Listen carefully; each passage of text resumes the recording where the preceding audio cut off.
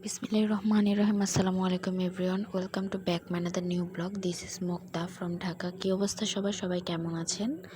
আশা করি আল্লাহর অশেষ রহমতে আলহামদুলিল্লাহ সবাই ভালো আছেন, আমরা ভালো আছি। তো আজকে সকালবেলা আমরা নাস্তা করছি আর কি, নান রুটি। তো আম্মু নান রুটির গোলাটা রাত্রেই গড়ে রেখেছিল। যেহেতু নান রুটির গোলা কিন্তু মাখিয়ে সাথে সাথে নান রুটি বানানো যায় না, কিছুক্ষণ রেখে দেওয়া লাগে রেস্টে। তো আম্মু রাত্রেই ব্যাটারটা তৈরি করে তারপরে একটা বক্সে ভরে রেখে দিয়েছিল। তো এটা সকালবেলা ফুলে অনেকটুকু হয়ে গিয়েছে। তো এখন আম্মু এগুলাকে বেলে ছেঁকে নিচ্ছে। তো আমরা আজকে নান রুটি ভাজি দিয়ে নাস্তা করব, ভাজি আছে। আর আজকে আপনাদের সাথে পুরো ব্লগটা শেয়ার করব, একদম মানে আমরা কোথায় গিয়েছিলাম দুপুরবেলা সেটা পর্যন্ত, তারপর একটু মার্কেটে গিয়েছিলাম শপিং করতে। তো কি কি কেনাকাটা করলাম না করলাম সেটাও আপনাদের সাথে শেয়ার করব। তো এই যে দেখতেই পাচ্ছেন এখানে কিন্তু আম্মু নান রুটিগুলো ছেঁকে নিচ্ছে।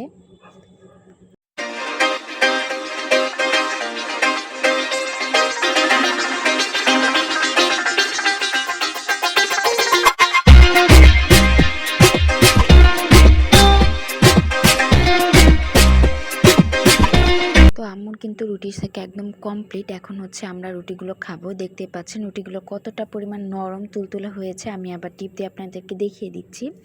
তো খাওয়া দাওয়ার পরে আম্মু এখন চলে যাবে মাছ কাটতে। এই যে দেখতেই পাচ্ছেন আব্বু কিন্তু কতগুলা মাছ এনেছে। এখন আম্মু এই সেই মাছগুলোকে লবণ দিয়ে মেরে নিবে আগে।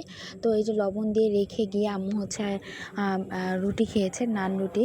তারপরে খাওয়ার পর আম্মু আবার নান রুটি খাওয়ার পর একটু ঘরের কাজকর্ম করেছে, ঘর দোয়ার গুছিয়েছে। তারপরে আম্মু এখন মাছ কাটতে সাদে মাছগুলো নিয়ে এসেছে কাটার জন্য। তো এখন আম্মু সাদে মাছগুলো কেটে নিবে সুন্দর করে। তো এই যে দেখতে পাচ্ছেন এখানে কিন্তু আম্মু শিং মাছগুলো এখন কেটে নিবে ছাই দিয়ে। আর মাছগুলো অনেকগুলো মাছ কিন্তু কাটতে অনেকটা সময় লাগবে। তো আমি ক্যামেরা সেট করে দিয়ে, মানে আমি কিন্তু মোবাইলটা ধরে রেখেছি। তো এই যে ক্যামেরা সেট করে দিয়ে আমি কিন্তু আবার ঘরের মধ্যে চলে গিয়েছিলাম। তো ঘরে গিয়ে আমি আবার খেয়েছি।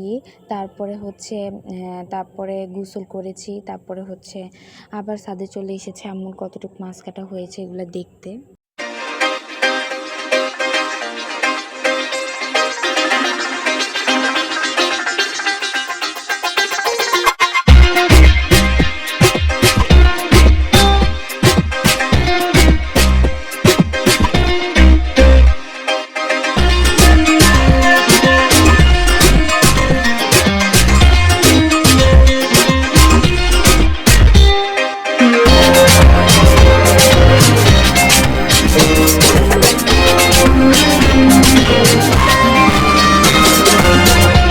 শিং মাছগুলো কাটা কিন্তু প্রায় শেষ। এখন আম্মু মাছগুলো থেকে যে ডিম বের হবে সেই ডিমগুলো রাখবে আর কি। তো ডিমগুলো রাখার পর এখন মাছগুলো ভালো মতো ঘষে নিচ্ছে। তো এই যে দেখতে পাচ্ছেন মাছগুলো কিন্তু ঘষে নিচ্ছে। আর শিং মাছ কিন্তু একদম সাদা না হলে খেতে ভালো লাগে না। তো আমার আম্মু এই যে এখন শিং মাছগুলো ভালো মতো করে ঘষে সাদা করে নিবে আর কি। ভালো মতো ঘষার পরেও আম্মু আবার কি দিয়ে ধয় সেটাও আপনাদের সাথে শেয়ার করব। তো আপনারা দেখতে থাকুন ব্লগটি।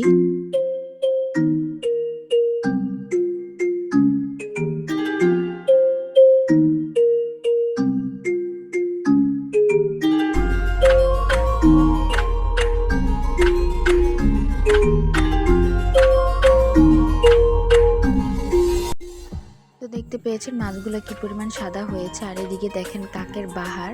তো এই যে লুভি কাকের দলগুলো কিন্তু মাছ যেদিনই কাটি সেদিনই চলে আসে ছাদে, এত এত এত এত কাক। তো এই যে দেখতেই পাচ্ছেন আম্মু মাছের ময়লাগুলো দিয়েছে। তো কাকরা মজা করে খাচ্ছে আর কি। তো এই যে দেখেন আপনাদের সাথে কাকগুলো শেয়ার করলাম, কত কাক দেখেন, মানে এই যে একটার পর একটা আসতেই আছে। তো আমি দূর থেকে ছবি তুলছিলাম আর কি, আমি কাছে গেলে কাকগুলো চলে যাচ্ছিল। তো অনেকগুলা কাকই কিন্তু ছিল। তো দেন আম্মুর কিন্তু মাছ কাটা একদম কমপ্লিট আর ঘষাও কমপ্লিট। এখন আম্মু রুমে গিয়ে মাছগুলো ভালো মতো পরিষ্কার করে নিবে।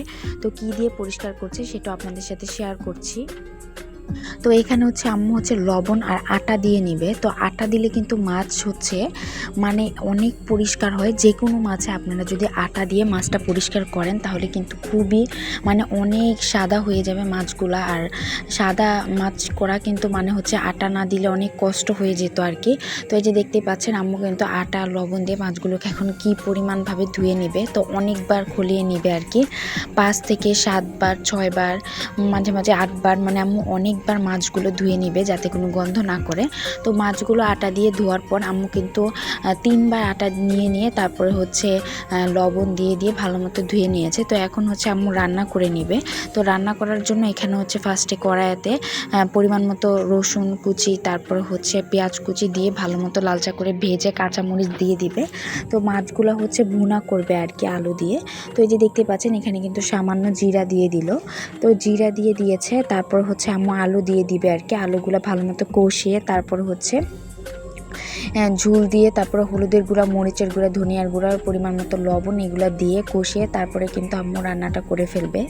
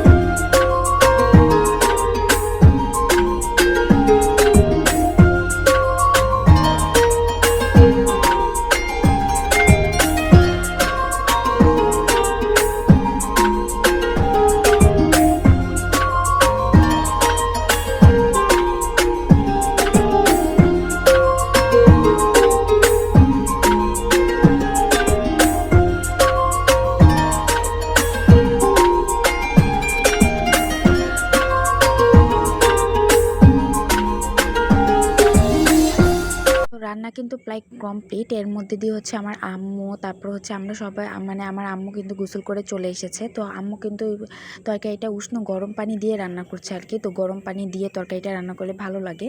তো এখানে হচ্ছে টমেটো দিয়ে দিচ্ছে উপর দিয়ে। তো এই টমেটো দেওয়ার ফলেও কিন্তু তরকারিটা খুব ভালো লাগে। আমরা সবসময় কিন্তু টমেটো দিয়ে সব তরকারি, মানে টমেটো সিজন আসলে সব তরকারিতে টমেটো দিয়ে রান্না করি। তারপরে মনে করেন আমরা কিন্তু খাওয়া দাওয়া করে ফেলেছি দুপুরের অলরেডি।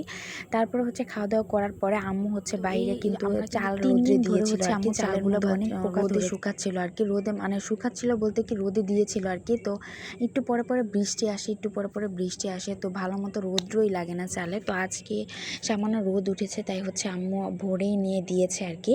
তো এখন হচ্ছে বিকালে খাওয়া দাওয়া করে এসে আর তারপর একটু রেস্ট নিয়েছিলাম। তো আম্মু এখন হচ্ছে চালগুলো ভালো মতো ঝেড়ে তারপর হচ্ছে একটা ডিব্বাতে ভরে রাখবে আর কি। তো আম্মু ফার্স্টে হচ্ছে এখানে কড়াইতে নিবে আর কি চালগুলো, ডিব্বাতে এখন নিবে না। তো এই যে এখন কিন্তু আম্মু চালগুলো ভালো মতো বেছে তারপরে ঝেড়ে তারপরে হচ্ছে চালগুলো কড়াইতে নিবে সুন্দর করে।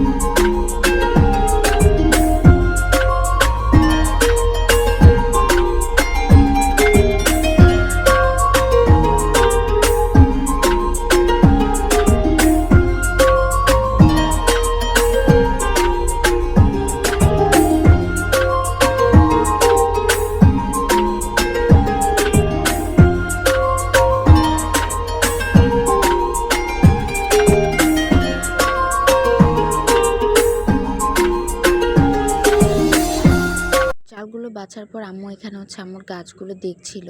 তো গাছগুলো কেমন কী অবস্থায় আছে, সবগুলো বাঁচা আছে নাকি, গাছগুলো কোথায় কোনো সমস্যা নাকি, তো এগুলো দেখছিল আর কি। তো যাই হোক, বিকালবেলা কিন্তু অনেক সুন্দর লাগে। তো আমরা কিন্তু একটু পরে বাইরে বের হব, তো আপনারা সাথেই থাকুন, দেখতে থাকুন আর কি। তো এই যে দেখতেই পাচ্ছেন এখানে আম্মু আর আমি কিন্তু একটু ছবি তুললাম আর কি। তো এই যে ছবি তুলছি আমি আর আম্মু।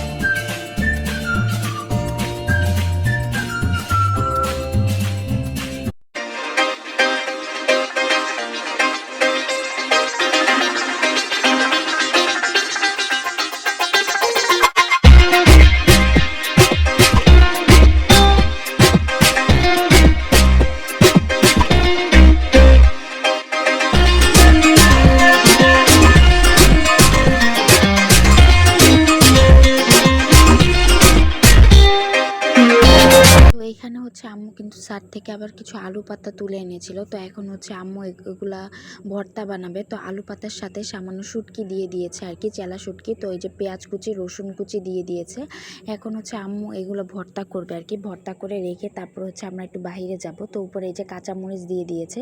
তো এটা ভালো মতো সিদ্ধ করে নিচ্ছে। তো শাকে কোনো পানি দিবে না, কিন্তু এখান থেকে যতটুকু পানি উঠবে ওটা দিয়েই কিন্তু সবগুলো সিদ্ধ হয়ে যাবে। তো আম্মু সামান্য তেল দিয়ে দিল আর কি। তো এই যে তেল দিয়ে তারপরে হচ্ছে আম্মু এটাকে ভালো মতো সিদ্ধ করে নিবে। তারপরে হচ্ছে এটাকে ব্লেন্ডারে ভর্তা বানাবে। তো এটাকে কিন্তু বেটে বানাবে না। তো আমি অনেক দিন ধরে বলছিলাম আর কি, আম্মু একটু আলু পাতা ভর্তা করো। তো আমার কিন্তু সবুজ সবুজ পাতা দিয়ে ভর্তা খেতে খুবই ভালো লাগে। তো এদিকে কিন্তু আমি আর আম্মু রেডি হয়ে একদম বাইরে চলে গিয়েছি। আর আমাদের গেটটা হচ্ছে কিছুদিন যাবত মানে বন্ধ করে রাখে, যেহেতু আমাদের নিচতলা কিন্তু পুরো ফাঁকা। তো আমাদের হচ্ছে দোতলা দিয়ে গেট কেটেছে আর কি, নিচতলা ঠিক করতেছে। তো এই জন্য দোতলা দিয়ে আমরা উঠানামা করি। তো নিচতলা যেহেতু ফাঁকা, এই জন্য নিচতলায় যদি কেউ ঢুকে বসে থাকে আর কি, এই জন্য আর কি এখন থেকে আর কি গেট সবসময় তালা দিয়ে রাখে। তো এটা একটা ভেজাল আর কি, যখন তখন হুট করে বাইরে বের হতে পারি না, মানে একটা জরুরি কাজ থাকবে তখন একটা চাবি নিতে হয়, চাবি নিয়ে গেট খুলতে হয়, তারপর আর কি বাইরে বের হতে হয় আর কি। তো তারপরে হচ্ছে আমি আর আম্মু কিন্তু প্রথমে বের হয়ে চলে এসেছিলাম হচ্ছে প্রথমে ফ্রিজের দোকানে। তো ফ্রিজের দোকানে এসেছি। আমাদের ফ্রিজটা কিন্তু, আমাদের বাসায় কিন্তু ফ্রিজ নেই, আমাদের ফ্রিজটা কিন্তু নষ্ট হয়ে গিয়েছে। তো আমরা ফ্রিজ দেখছি আর কি, যেহেতু কুরবানি ঈদের সময় হচ্ছে অনেক অফারে ফ্রিজ থাকে, সেহেতু হচ্ছে ভালো ফ্রিজ খুঁজছিলাম আর কি। অফার ভালো মানে দামে বনলে, তারপরে অফার পেলে, তারপরে যদি সব কিছুতে পছন্দ হয় আর কি, তাহলে আম্মু কিনে ফেলবে ফ্রিজ। তো আমাদের ফ্রিজটা কিন্তু নষ্ট হয়ে, মানে আগের ফ্রিজটা কিন্তু খুবই পরিমাণ অনেক ভালো ছিল আর কি, আমার আম্মুর আগের ফ্রিজটা। কিন্তু এখন হচ্ছে ফ্রিজটা নষ্ট হয়ে গিয়েছিল, কারণ মানে আমরা গ্রামে ছিলাম অনেক দিন, তখন হচ্ছে ফ্রিজটা বন্ধ করে রেখে গিয়েছিলাম। তো এই কারণে হচ্ছে ফ্রিজটা নষ্ট হয়ে গিয়েছিল। তো আমাদের ফ্রিজটা এত পরিমাণ ভালো ছিল, আর এত পরিমাণ দেখতে সুন্দর ছিল, সাদার ভিতরে অনেক সুন্দর ছিল। তো ওইটাকে যদি একবার মুছতাম চকচক করতো, এত পরিমাণ ভালো লাগতো ফ্রিজটা আমার। তো এই ফ্রিজটা নষ্ট হয়ে যাওয়াতে আম্মু খুবই কষ্ট পেয়েছে। তো এই ফ্রিজটা কিন্তু নষ্ট হয়ে যাওয়ার পর আম্মু হচ্ছে 2বার ঠিক করেছে, তাও কিন্তু কোনো লাভ হয় না। আসলে কোনো জিনিস যদি একবার নষ্ট হয়ে যায়, সেটা কিন্তু হাজার চেষ্টা করলেও কিংবা হাজার ঠিক করলেও, জোড়া লাগালেও, সেটা তো ভাঙ্গা জিনিস, ওটার আর আগের মতো মানে ভালো জিনিসের মতো দাম কিংবা মর্ম থাকে না। তো ফ্রিজটা কিন্তু আবার 2বার নষ্ট হয়ে যাওয়ার পরে হচ্ছে আম্মু আর এই ফ্রিজটা ঠিক করেনি। তো এই ফ্রিজটা কিন্তু বেচে দিয়েছিল ভাঙ্গাচোরার কাছে। তো এই ফ্রিজটা তারপরে থেকে আমাদের ঘরে কিন্তু এখন ফ্রিজ নেই। তো এখন হচ্ছে আমরা ঈদের ফ্রিজ কিনবো আর কি, এই জন্য ফ্রিজ দেখতে গিয়েছিলাম। তো আম্মু কিন্তু 2-3বার দেখে এসেছিলো অন্যান্য দোকানে। তো এখানে হচ্ছে আমার একটা ব্ল্যাক কালার ফ্রিজ, এই যে আমি যেটার সামনে দাঁড়িয়ে আছি, তো এই ফ্রিজটা কিন্তু অনেক পছন্দ হয়েছিল আম্মুর। তো এই ফ্রিজটা কিনবে ভেবেছিল। তো কত লিটার বা কত দাম, কোন ব্র্যান্ডের ঘটে সেটা অবশ্যই আপনাদেরকে বলবো। সেটা হচ্ছে ফ্রিজ কেনার সময় যে আমরা কি ফ্রিজ কিনলাম, তো আপনারা তো ব্লগে অবশ্যই দেখতে পারবেন। যারা যারা আমার আপুরা ভাইয়ারা ব্লগ দেখেন তারা তো দেখতেই পারবেন আমরা কি ফ্রিজ কিনেছি। তো ওখানে গিয়ে হচ্ছে আম্মু ফ্রিজ অনেক যাচাই বাছাই করে আর কি, কোনটা কীরকম, মানে অনেক কিছু বলে আর কি। তো তখন লোকটা বলে আপনি এতগুলো কথা কোথায় থেকে শিখে এসেছেন? তো আম্মু বলে আমি হচ্ছে মোবাইল থেকে দেখে এসেছি যে কোন